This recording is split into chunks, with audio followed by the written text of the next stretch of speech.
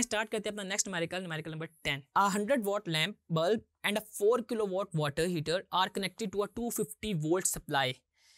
कह रहा है कि हमारे पास 100 वोल्ट का लैंप है और 4 किलोवाट का वाटर हीटर है और ये हमारे पास ना 250 वोल्ट की सप्लाई के साथ कनेक्ट है। The current which flows in each appliances, हमने ये निकालना है, और the resistance of each appliances when it used. Resistance और करंट को हमने फाइंड करना है।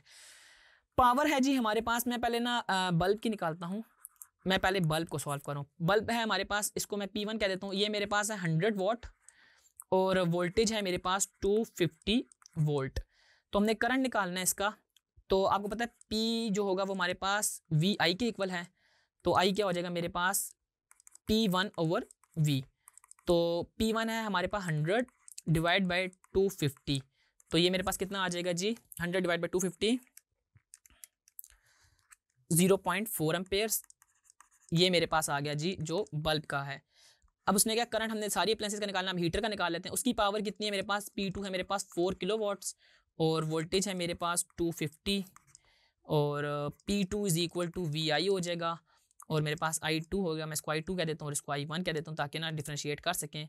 तो I2 is equal to P2/V। P2 कितनी है मेरे पास 4 किलो यानी कि 4000 डिवाइड बाय 250।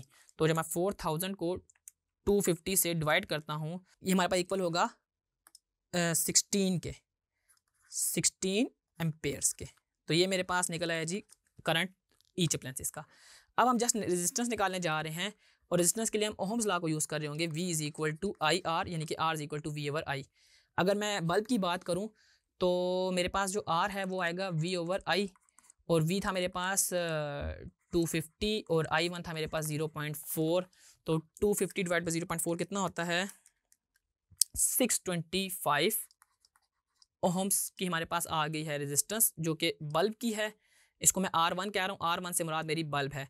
अब मैं निकाल रहा हूँ R2 का, तो V इसके अंदर भी वही लगेगा, V is equal to IR2 और R2 इज इक्वल टू मेरे पास V/I2। तो V मेरे पास 250 है और मेरे पास I2 कितना है 16। तो 250 को जब मैं 16 से डिवाइड करता हूँ तो ये मेरे पास आता है 15.625 ओहम्स। तो यूँ आपने देखा कि अगर आपके पास पावर और वोल्टेजेस गिवन होंगे तो आप उसके ज़रिए रेजिस्टेंस फाइंड कर लेंगे और रेजिस्टेंस के अलावा आप इसके करंट्स भी फाइंड कर सकते हैं।